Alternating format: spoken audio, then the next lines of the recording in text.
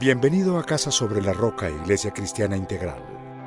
Nos alegra poder contar con tu compañía. Estamos seguros de que Dios tiene un mensaje especial para ti. Nuestro objetivo, en el año de la libertad por la verdad, es que cada persona conozca a Jesús y que pueda tener un estilo de vida pleno e integral, mejorando su entorno familiar, social y laboral. Es tiempo de disponer tu corazón. Bienvenido. Es Nochebuena. Y el cuestionario le pregunta al pastor Darío Silva sobre datos e historia de los símbolos navideños. Nuestro tradicional pesebre, el Papá Noel, el árbol de Navidad. Aprovechamos para desearles a todos una felicísima Navidad. Pastor Darío, en estas festividades surgen muchas controversias con respecto a las ideologías que tiene la gente sobre el origen de la Navidad. Háblenos un poco sobre el origen de estas. Bueno, la Navidad en realidad es una fiesta que surgió por una transculturización de creencias paganas dentro de la Iglesia latina, cuando el cristianismo comenzaba. No es verdad, eso ya históricamente se puede confirmar, que Jesucristo naciera el 25 de diciembre, pues. Entre otras curiosidades, porque el evangelista Lucas nos cuenta en su evangelio que cuando el Señor vio la luz allí en Belén, había pastores a la intemperie. Y en diciembre es época de mucho frío, época invernal. No puede haber pastores a la intemperie en esa época. Por lo tanto, algunos sitúan el nacimiento de Jesucristo más bien como en abril o mayo, en época primaveral, etc. Pero no es importante. ¿Se imagina usted si tuviéramos certeza todo lo que harían los que construyen los horóscopos, hablando del ser humano perfecto nacido exactamente cuando Jesús fue un hombre aquí en la tierra? Y cosas así.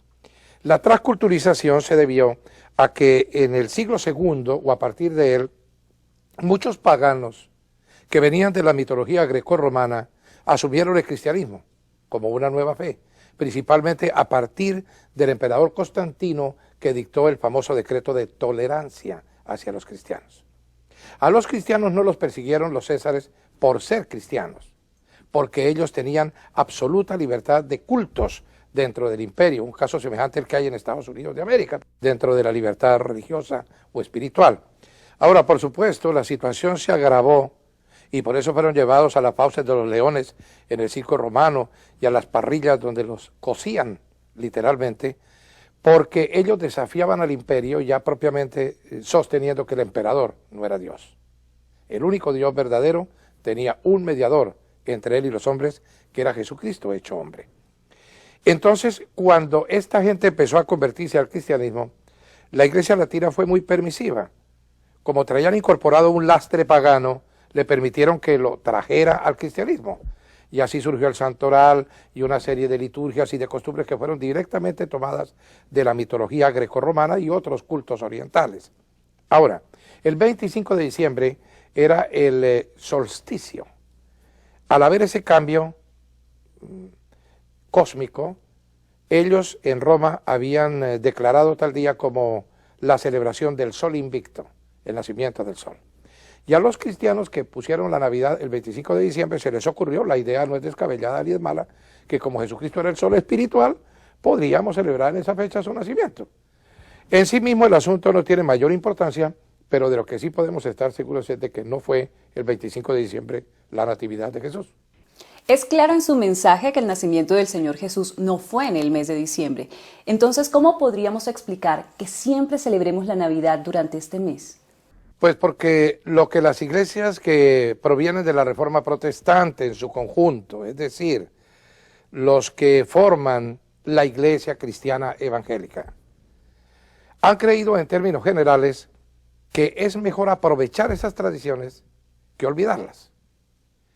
¿Qué conflicto estúpido sería decir ahora, no celebremos la Navidad del 25 de diciembre, no nos acordemos de que un día Dios se hizo un bebé en las entrañas de una mujer virgen que nació en un estado de indefensión y de pobreza, en una pesebrera, despojado de todo, el Rey del universo, el Señor de la creación por amor a nosotros?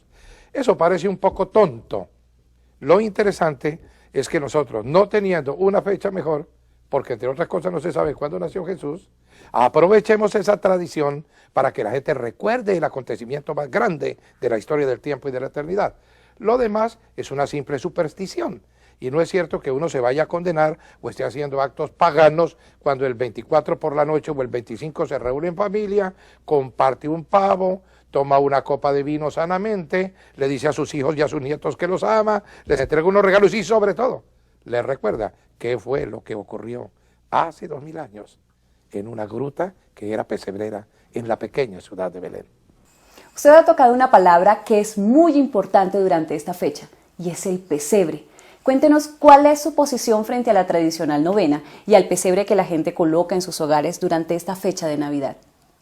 Bueno, a veces algunos queridos hermanos en la fe cristiana de los que uno ubica en general dentro de la sana doctrina, cometen una serie de despropósitos y de actos de insensatez. Llegar a la casa de sus padres o de sus hermanos, según la carne, a meterle candela pues al pesebre, que porque esos son actos de idolatría, que porque rezan la novena y cosas así. Con razón John Locke en su carta de tolerancia dijo que la tolerancia no es para los intolerantes, porque los intolerantes son los enemigos naturales de la tolerancia. He dicho que siempre con los católicos hay que tener convivencia en la diferencia. ¿Ellos por qué hacen eso? Pues porque Francisco de Asís, entre otras cosas, se podría ubicar como un prerreformador, si fuéramos rigurosos en el análisis de los fenómenos históricos de la Iglesia cristiana. Quiso, con ese estilo ecológico que lo caracterizaba, montar allá, en la pequeña aldea donde tenía su convento original, una representación en vivo del nacimiento de Jesús. Y algunos de los jóvenes que acompañaban a Francisco en esa hermosa aventura que él había iniciado en Asís, decidieron bajo su dirección hacer el siguiente montaje. Un joven se disfraza como si fuera José, una joven como si fuera María, traen un niño de brazos para que represente al Redentor recién nacido, otros están con trajes de pastores, animales domésticos, etc. Y de allí se prendieron algunos artesanos para montar lo que sería un próspero negocio. Las figuras ya previamente fabricadas para vendérselas a la gente y que las llevara a los hogares. Ahora, eso en sí mismo no tiene ningún problema. El arte no es rechazado por Dios. Lo malo es cuando esos objetos hechos por manos de hombres se convierten en ídolos, es decir, en metas de idolatría. Pero a mí no me parece nada malo que a los niños se les enseñe, a través de todos los recursos que sean necesarios, los misterios de la fe cristiana. De tal manera que los protestantes o evangélicos en estas Navidades, en lugar de estar siendo pirómanos de los pesebres de nuestros parientes o de nuestros amigos, deberíamos mirarlos con respeto y tal vez enseñar con nuestro ejemplo la verdadera tolerancia que Jesucristo vino a traer al mundo. Existe también el rumor que es pecado colocar el árbol navideño en las casas. ¿Es el árbol navideño de origen mitológico? Bueno, eso sí es cierto. Los celtas tomaban árboles, especialmente encinas, que tienen para ellos un carácter sagrado, y las adoraban. Y al parecer, en algunas de las culturas que vienen de los celtas, principalmente irlandeses, galeses, británicos en general, y por supuesto eso se trasladó a Estados Unidos, se puso de moda en las Navidades colocar un árbol. Ahora, ¿a quién se le ocurre que si yo tengo un árbol navideño estoy adorando la naturaleza? Es un objeto decorativo que me permite con mucha comodidad colocar allí algunas cosas que entusiasmen a los niños, que llamen su interés y su atención y que de otra parte me sirva para colgar los regalos de Navidad. Yo a eso sí no le veo absolutamente ningún problema. Si van a adorar el árbol, por supuesto, entonces son panteístas. No entienden que las cosas no deben recibir adoración, sino el Dios que hizo las cosas. Pero a mí me parece muy curioso que en sectores evangélicos se rechace el árbol de Navidad, cuando al parecer fue el propio reformador Martín Lutero quien, preocupado por cómo transmitía a su pequeño hijo en las Navidades el mensaje cristiano, estando afuera de su casa, tuvo una visión preciosa de un pino que se veía repujado de estrellas porque la noche estaba abierta y en el firmamento lucían muchas rutilantes estrellas. Entonces él lo que hizo fue cortar un pino, traerlo y colocarle estrellitas para darle a su hijo una lección espiritual.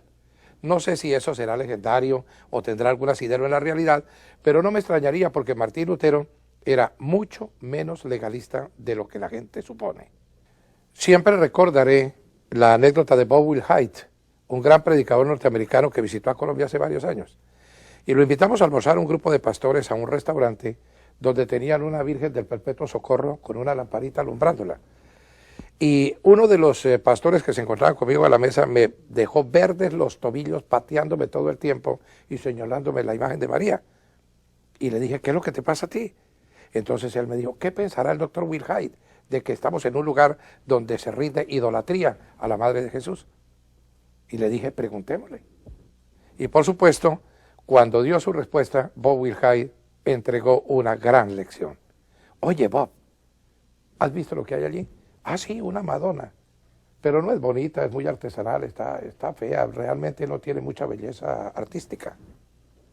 ¿Y tú estás incómodo porque nos encontramos en este lugar con esa imagen? Dijo, no, a mí eso no me preocupa ni me afecta porque yo no creo en esas cosas. Bueno, pastor, hay otro personaje que se pone muy de moda durante esta época y es el famoso Papá Noel, con su cara bonachona y sus carcajadas, especial para los niños. ¿Qué opina usted sobre Papá Noel? Bueno, pues en realidad la tradición habla de San Nicolás. Este fue un hombre nacido en Bari, Italia, que al parecer se dedicaba en las Navidades a llevarle regalos a los niños pobres. Y por supuesto, como ya era muy anciano, tenía su barba nevada y algunas de las características que después le han dado. El mito vino a nacer propiamente en los países escandinavos. Entonces allí tenemos a Santa Claus, que es lo que más auge ha tenido, sobre todo en esa zona del mundo y en los Estados Unidos de América. Pero hay que decir con claridad que aparte de la leyenda, en Francia y en España se dio una versión sureña, una versión latina propiamente en Europa del mito de San Nicolás y se lo llamó el Papá Noel. Entre los latinoamericanos no fue muy popular esta figura hasta bien entrado el siglo XX. Antes yo recuerdo incluso que en mi lejana infancia el que traía los regalos propiamente era el niño Dios. Por lo menos esa era la historia que a uno le echaban los abuelos, que mientras se quedaba dormido, el niño Dios bajaba y le metía debajo de la almohada el regalo. Yo tuve la suerte de ser criado por un tío abuelo muy sabio, de quien he hablado algunas veces, don Oliverio Cabrera Ciceri, que era mitad extremeño, mitad toscano. Y era un hombre con una sabiduría tremenda para transmitirme cosas. En Tarqui, una localidad al sur del Huila, donde yo nací y me crié, a un hombre que era compadre de don Oliverio se le ocurrió en una Navidad disfrazarse de Papá Noel. Y a partir de entonces, cada año él era utilizado por los padres de familia y los parientes para que fuera con un zurrón a la espalda llevándole los regalos a los niños. Y este compadre de don Oliverio se murió. Y todos los niños del pueblo estábamos muy tristes porque no teníamos Papá Noel en esa Navidad. Entonces él visitó a la comadre viuda y le pidió el traje de Papá Noel del difunto. Llegó a la casa, se vistió en presencia mía, se puso las barbas, el gorro, todas las características de Papá Noel. Y me dijo, vea, mijito, Darucho, esto no es verdad. Papá Noel no existe. Es que el tío Oliverio se disfraza para que tú te diviertas en esta Navidad. Y el regalo no te lo da Papá Noel. El regalo te lo compra el tío Oliverio con plata que le da Dios. El mismo Dios que hace 2000 años se hizo hombre aquí en la tierra. De tal manera que yo creo que esas cosas utilizadas didácticamente con los niños son muy buenas. Lástima grande que ahora parece que en países especialmente del norte del mundo ya no se está honrando a Jesús, sino a Santa Claus. Y eso sí ya puede ser idolatría. Papá Noel no es la figura central de la Navidad. La figura central de la Navidad es el Dios hecho hombre. Pero yo creo que aparte de todo eso, lo que deberíamos nosotros enfatizar es no que cada año nos acordemos de ese milagro del amor de Dios, sino que ese bebé que en un pesebre hace 2000 años nació de una humilde virgen, rodeado por animales domésticos, sea una realidad permanente, cotidiana en nuestras vidas. No que de vez en cuando, con motivo de una Navidad, nos acordemos de él, sino que ese bebé, que es Dios mismo, nazca todos los días en el pesebre de nuestro corazón. Lucas capítulo 2, y lo vamos a leer todos juntos, por favor. Todos juntos y lo vamos a leer despacio. Por aquellos días, Augusto César decretó que se levantara un censo en todo el Imperio Romano. Este primer censo se efectuó cuando Cirenio gobernaba en Siria. Así que iban todos a inscribirse, cada cual, ¿a dónde? A su propio pueblo. Entonces, José estaba con María en Nazaret. ¿Y cuál era el pueblo de José? Belén. Tuvo que desplazarse José con María en embarazo. ¿Hacia dónde?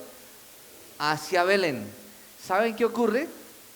Que en el libro de Miqueas, 700 años antes del cumplimiento de esa profecía, decía que Jesús, el Salvador de la humanidad, el Mesías, nacería en Belén.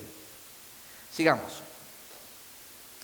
También José, que era descendiente del rey David, subió de Nazaret, ciudad de Galilea, a Judea, fue a Belén, la ciudad de David, para inscribirse junto con María, su esposa. Ella se encontraba encinta y mientras estaban allí se le cumplió el tiempo. Así que dio a luz a su hijo primogénito, lo envolvió en pañales y lo acostó en un pesebre, porque no había lugar para ellos en la posada. Versículo 8.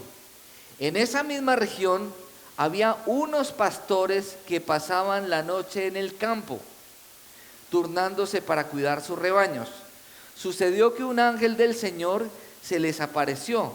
La gloria del Señor los envolvió en su luz y se llenaron de temor. Pero el ángel les dijo: no tengan miedo. Miren que les traigo buenas noticias que serán motivo de mucha alegría para todo el pueblo. Hoy les ha nacido en la ciudad de David un Salvador, que es Cristo el Señor. Esto les servirá de señal: encontrarán a un niño envuelto en pañales y acostado en un pesebre. De repente apareció una multitud de ángeles del cielo que alababan a Dios y decían: gloria a Dios en las alturas y en la tierra paz a los que gozan de su buena voluntad. Cuando los ángeles se fueron al cielo, los pastores se dijeron unos a otros: vamos a Belén a ver esto que ha pasado y que el Señor nos ha dado a conocer. Así que fueron deprisa y encontraron a María y a José y al niño que estaba acostado en el pesebre. Cuando vieron al niño, contaron lo que les habían dicho acerca de él. Y cuantos lo oyeron se asombraron de lo que los pastores decían.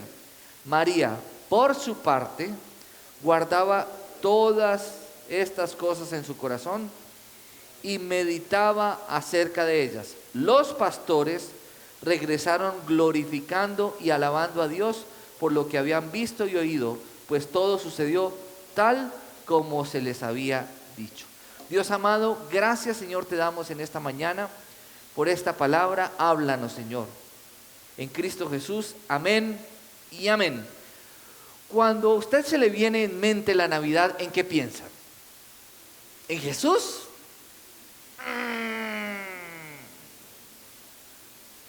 ¿Qué se le viene en mente? La prima, ¿cierto? ¿Qué más se le viene en mente? Los regalos.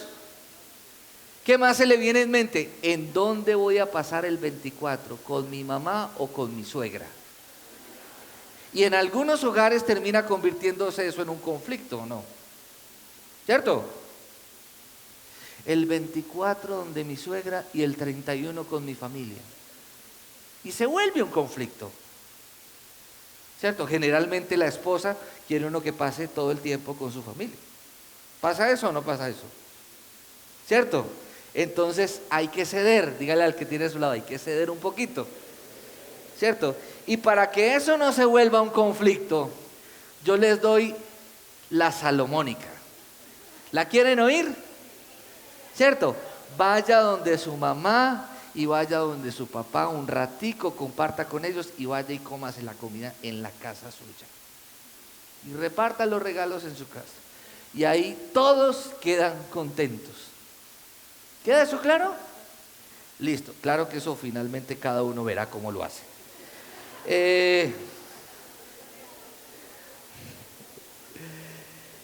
Cuando pensamos en la Navidad, ¿qué se nos viene a la cabeza? Regalos. Algunos piensan en Centro Comercial Arboleda, Falabella, El Madrugón, Ropero Kids. ¿Quién lo entendió? Lo entendió. Home Center. Pensamos en eso. O pensamos, no va a estar mi mamá este año con nosotros. Se murió mi mamá. Este año no voy a estar con mis hijos. Y como les decía en estos días que hablábamos sobre la soledad, es una época como de evocar cosas. Pero yo creo que nosotros, los cristianos, tenemos que pensar en Jesús. Porque la Navidad es Jesús. El nacimiento de Jesús. Dios mismo se hace hombre en la persona de Jesucristo para nacer en un humilde pesebre y traernos salvación y vida eterna. Yo creo que ese debería ser nuestro primer pensamiento.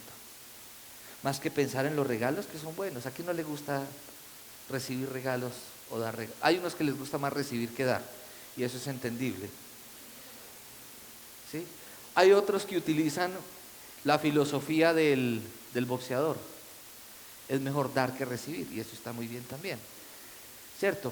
Hay unos que están acostumbrados tanto a dar que les cuesta mucho recibir. Hay que aprender a recibir también, y también hay que dar. Entonces, al reflexionar más allá de los aspectos evidentes, la historia de la Navidad nos enseña los siguientes principios. Lo que parece ser un evento insignificante puede tener consecuencias eternas. Por ejemplo, el nacimiento de un niño no era un evento importante en la tradición. ¿Por qué? Porque muchos niños habían nacido en Israel en ese tiempo, al mismo tiempo.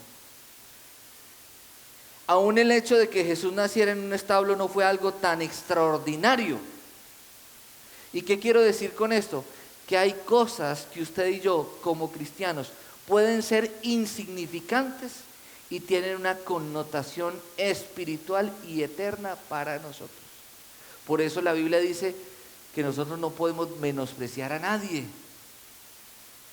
Y nosotros tenemos que valorar todas las situaciones que Dios permite que nosotros vivamos, por insignificantes que sean. Nosotros estamos acostumbrados, vemos lo extraordinario como cuando algo tiembla, como se abre el cielo, como wow, bombos, platillos. Y Dios nos enseña que lo extraordinario de Él ocurre en situaciones sencillas de la vida. Hemos estado hablando con algunos amigos estos días. De pronto este año para algunos no ha sido un año fácil, pero algunos hemos llegado a la conclusión que aunque no ha sido un año fácil, ha sido un año de muchas bendiciones, de mucho aprendizaje. Tal vez para algunos la plata ha estado como muy medida, pero ha sido un tiempo de mucho aprendizaje, de mucho ver la provisión de Dios, de experimentar el amor de Dios, su generosidad, de ver, de poder, como decía Juan José, nos enseñaba Juan José ahorita en el momento de la administración en la alabanza, que no es fácil a veces aprender que no es por nuestros propios medios, sino que Dios abre brecha. Yo, por ejemplo, ayer fuimos muy sorprendidos con la actividad que tuvimos en el hogar, porque Héctor estaba a cargo de la actividad, y Héctor es un hombre que no se estresa, tranquilo, fresco, no como el pastor. Mi esposa dice, cálmate porque de pronto te da un infarto. Tranquilo, porque cuando las cosas están bien planeadas, se hace una planeación estratégica, espiritual en oración, pues Dios pone la gente, Dios pone los recursos, Dios pone todo. ¿Cuándo nos íbamos a imaginar que en una fiesta de niños del hogar íbamos a tener una orquesta y no íbamos a tener que pagar por la orquesta? y tuvimos una orquesta. Gracias al coronel Martínez, que fue generoso al poner a disposición la orquesta del batallón para que el Ejército Nacional se vinculara a esta linda actividad. Y que Dios los bendiga y demos un aplauso por eso.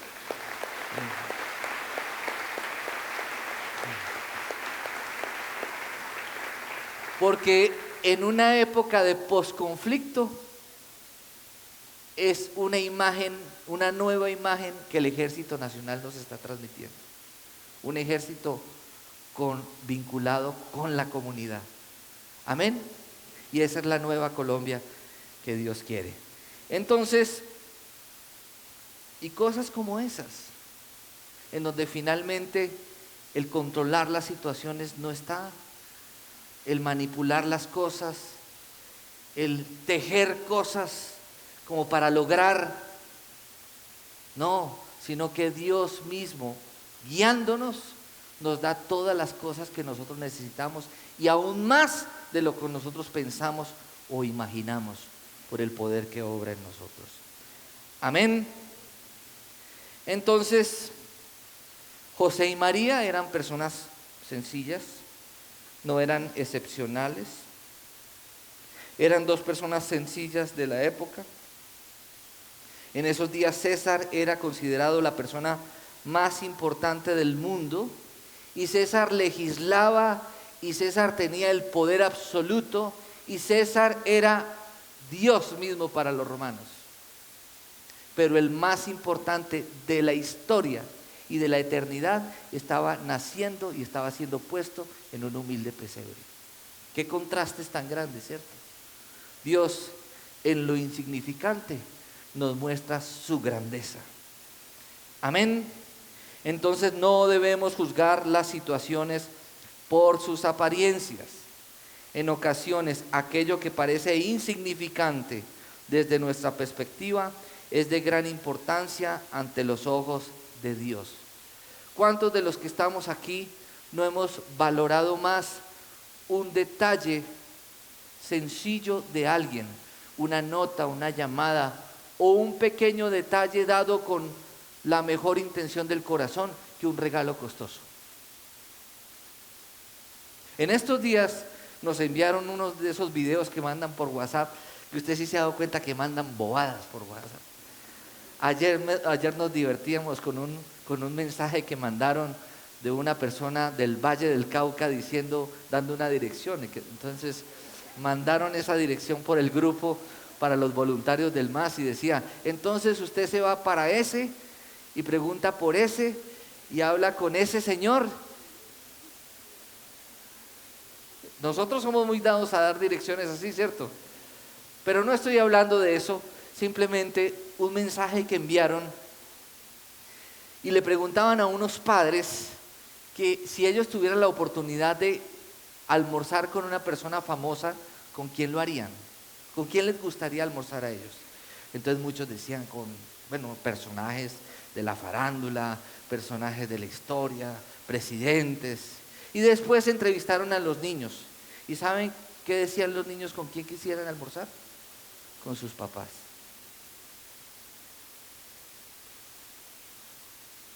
Eso es un gesto que no tiene precio, ¿cierto?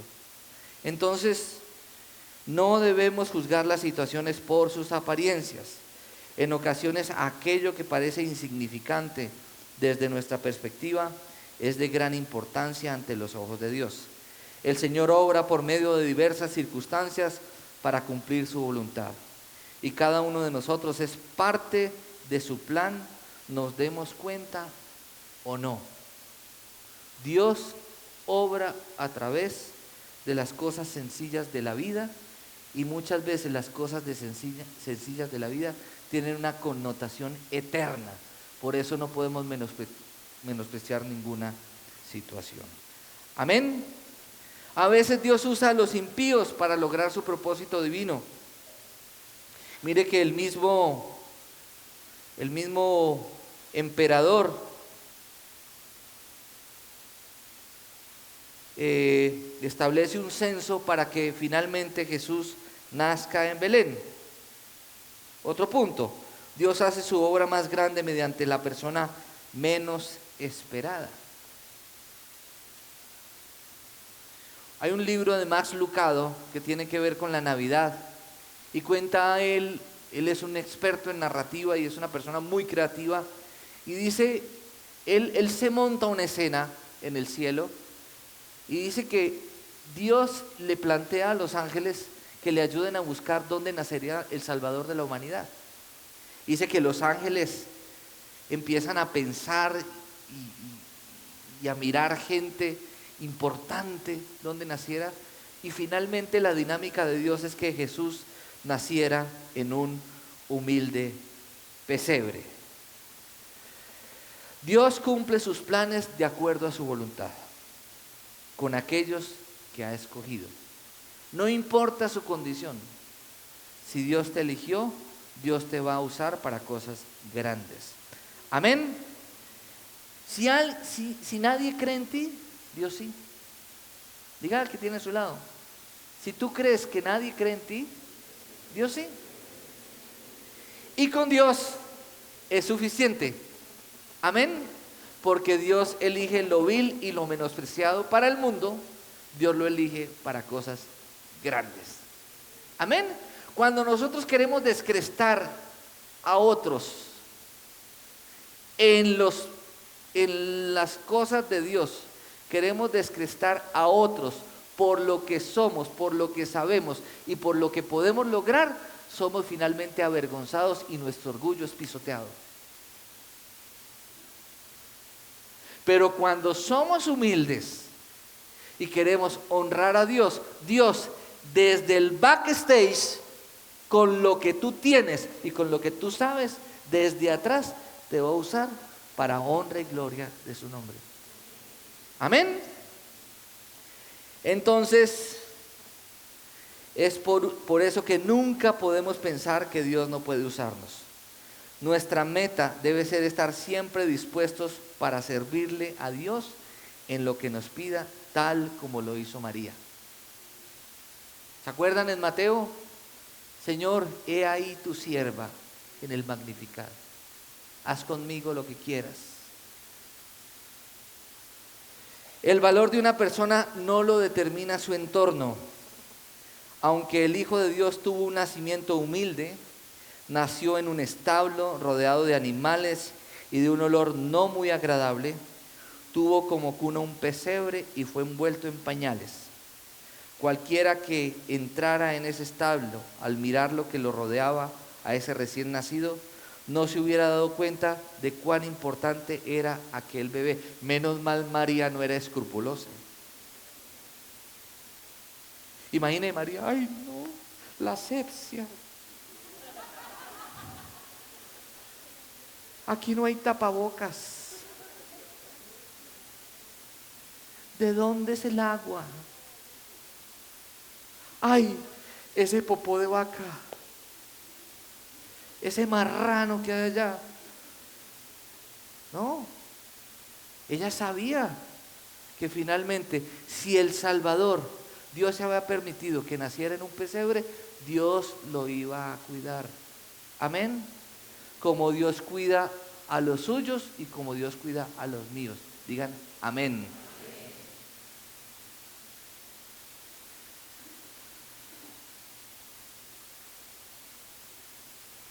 Entonces, no podemos determinar el valor que alguien tiene ante los ojos de Dios basados en su origen o en la condición en la que viven. Tampoco debemos subestimar lo que el Señor puede hacer en nuestra vida si le obedecemos. Lo que realmente importa no es nuestra condición ante los ojos del mundo, sino la relación personal que tengamos con Cristo. Muchos creyentes serán exaltados y honrados por Dios en el cielo, aunque nunca se les reconoció como personas importantes en la tierra.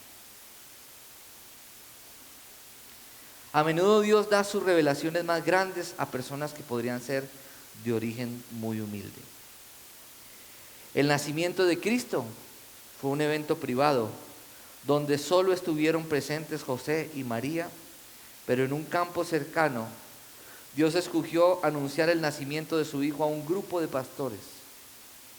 En una revelación divina, he aquí se le presentó un ángel del Señor, y la gloria del Señor los rodeó de resplandor, y tuvieron gran temor. Después de escuchar su mensaje y de ser testigos de cómo una multitud de ángeles alababan a Dios, los pastores fueron inmediatamente a buscar al recién nacido.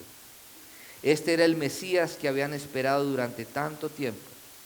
Muchas de las personas de su época vivían con la expectativa de su venida, pero solo los pastores escucharon el anuncio de su nacimiento. ¿Por qué habrá Dios escogido revelar esta noticia únicamente a los pastores? Quienes eran vistos por muchos como personas de baja condición social, porque conocía sus corazones y sabía que tendrían el valor de buscar al Hijo de Dios y de proclamar lo que habían visto y escuchado. ¿Somos nosotros como esos pastores? ¿Estamos deseosos de contarles a otros de Cristo? La Navidad provee muchas oportunidades para compartir lo que el Señor ha hecho en nuestra vida. Podemos proclamar que la Navidad es la celebración del nacimiento de nuestro Salvador. El árbol nos recuerda la cruz en la que Él murió para que fuésemos perdonados. Las luces están dirigidas a la luz del mundo que vino en esa noche oscura. Y los regalos de la Navidad nos recuerdan del regalo eterno que Dios nos ha dado en su Hijo Jesucristo. La Navidad es mucho más importante de lo que algunos creen. No solo podemos aprender lecciones valiosas al reflexionar en lo que nos enseña, sino que también podemos imitar el ejemplo de los pastores. Una vez que vieron al recién nacido en el establo, cambiaron el estilo de vida que antes llevaban.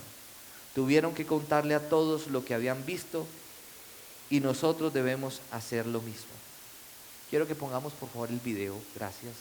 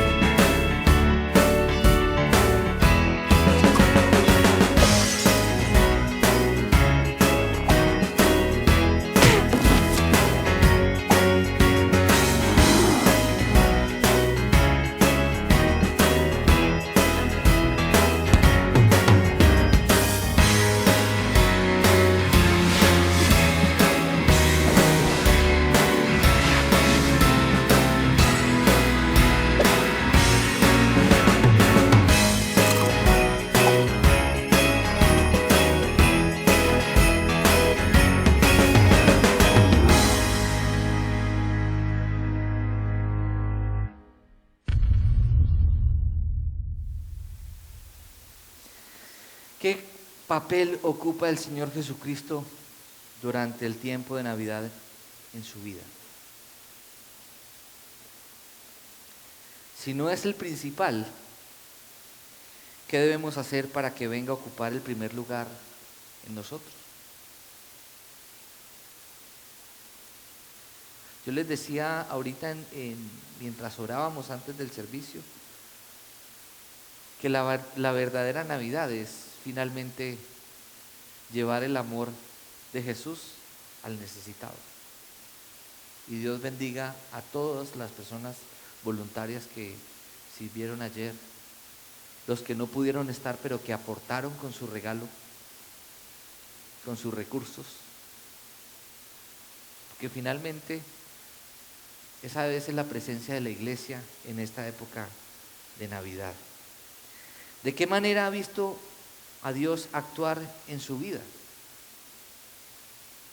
Porque finalmente Jesús es el mayor regalo que yo he recibido, pero mi corazón es el mejor regalo que yo le pueda dar a Dios. Sería bueno como hacer la reflexión, ¿qué le regalaría yo a Dios? Si Dios me invitara a una fiesta de cumpleaños, ¿qué le regalaría yo a Dios? Pero gracias a Dios por su gracia, que lo único que Dios pide de mí es mi corazón, que yo rinda mi corazón a Él. Él es mi mayor regalo, pero el mejor regalo que yo le pueda dar a Él es mi corazón. ¿Ha visto usted a Dios actuar por medio de la persona que usted menos esperaba? Tal vez usted era esa persona. ¿Y qué hizo el Señor por medio de la vida de esa persona que tocó su corazón? Porque si evaluamos las cosas de esa manera, cada instante de nuestra vida podemos nosotros decir, finalmente la vida para mí ha sido un regalo. ¿O no? Para todos nosotros la vida es un regalo. La Navidad nos da muchas oportunidades para hablar a otros de Jesús. ¿De qué manera podemos prepararnos de antemano para poder proclamar a Cristo? Sería una buena pregunta que hoy todos nos tenemos que hacer.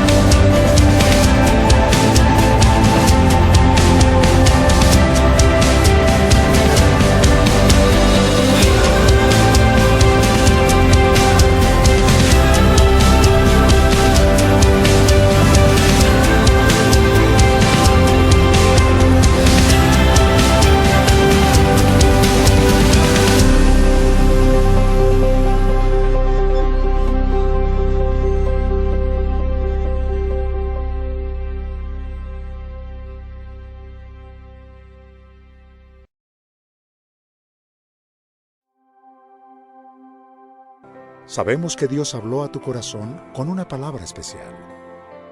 Repite en voz alta después de mí esta sencilla oración. Amado Jesús, te doy gracias. Reconozco que soy pecador, pero también reconozco que tú, Jesús, eres Dios, que te hiciste hombre, moriste y resucitaste.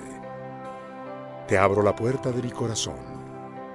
Haz de mí la persona que tú quieres que yo sea. Te recibo ahora mismo como mi Señor y mi Salvador. En Cristo Jesús. Amén. Si acabas de hacer esta oración, la palabra de Dios dice que naciste de nuevo. eres una nueva persona. Te invitamos a dar el siguiente paso en tu proceso. Conéctate con nosotros. En Casa Roca somos una iglesia de amor y queremos acompañarte y ayudarte en esta nueva vida. Ingresa a www.casarroca.org. Seguimos en contacto.